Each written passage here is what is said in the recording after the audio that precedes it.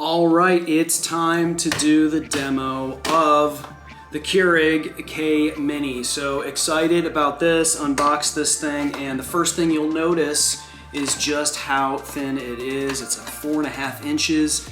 It's the thinnest Keurig that they make. As you know, a big fan of the Keurig. Maybe less than a foot, maybe 11 inches here. So this is obviously, that's the first thing you'll notice. The second thing is this is a single serve Keurig unit. So whatever you pour in, that's the amount of hot water, and if you've got a K-cup in there, that's what will come out. So questions are, how much water does it take? It takes anywhere from 6 to 12. And there's a little meter here on the side that you pour the water in, and then it will make that much coffee. That's it. It doesn't hold an amount. It will make as much coffee as you put in here, or as much. Obviously, this makes other things like hot chocolate, and it does take your traditional K cup, which includes the Keurig K cups, and then anyone who's also licensed those. So those are two questions. Solid unit. And of course, when I've got it plugged in, it's got a cord that kind of coils up into the back. It's about 2 feet long.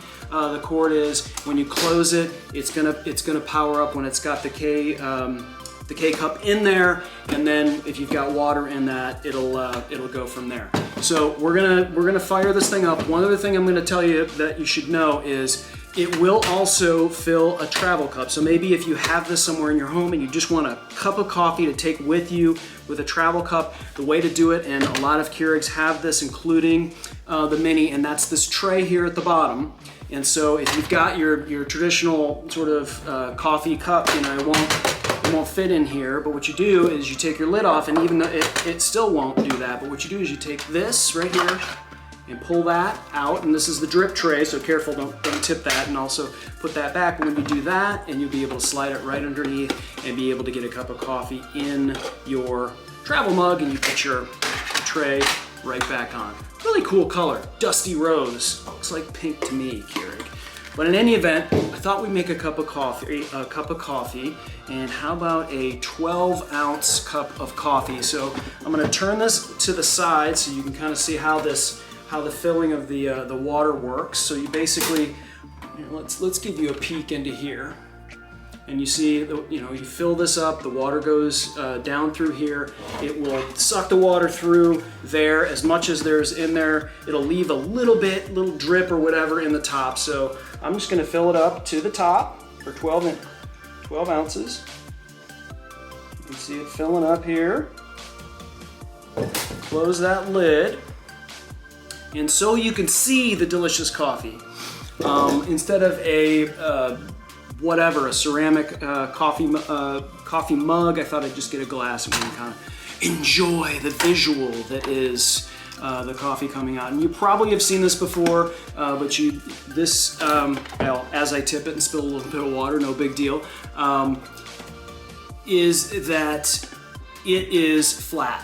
It doesn't pop out like you've seen some traditional pods do. Anyway, pop that in like you would any normal Keurig. This is solid, right? So I pop this in, and the first thing you'll see, and I don't want to tip this forward and spill water, but this is the little button here is flashing. In fact, I'm just going to do this to show you.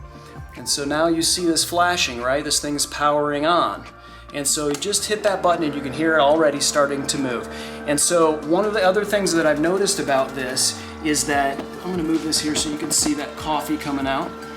One of the things that I noticed that this has as a function is that it will automatically power itself down after 90 seconds of not being used. So it's got that auto shut off function that I also like. Again, if you're quick on the go, you want to get going, you just want to grab your cup of coffee. You don't have to worry about powering things off. It does it automatically, and you can leave it for as long as you need to, knowing and having peace of mind that this thing isn't powered up, and you don't have to worry about that. So I'm hearing it firing up, so we'll be able to watch the brew come out. And that water that I spilled earlier is not a big deal. I'll just wipe it up. I mean, no big deal at all.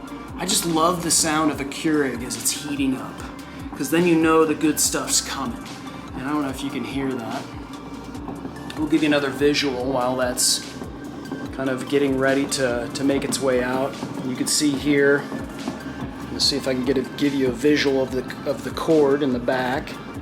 And you can see that kind of like coils up inside there, so it could be a little bit more mobile, I guess. You can move it around into different spots in the house. And so here comes the coffee. I know that sound. I've heard that sound a million times. That means the good stuff's coming, and there it is. So,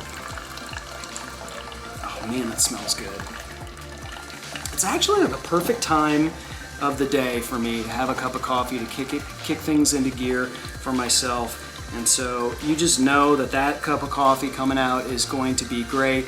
I like to put a little ice in my coffee, not too much. I don't like iced coffee, but I like to be able to drink it comfortably. And the Keurig makes great tasting coffee, and it's just hot enough.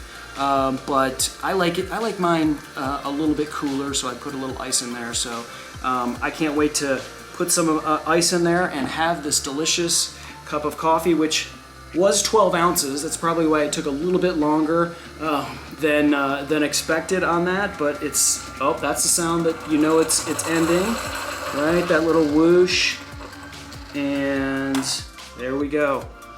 There is a delicious cup, 12 ounces, brewed with the K-Mini. This thing's pretty great. If you just want one cup of coffee, not have to worry about water sitting in a reservoir, you know, maybe you have a guest room or something in the house, not a bad thing to have that for someone. Almost like a little hotel coffee maker or a hotel Keurig. So I hope this helps you, and enjoy.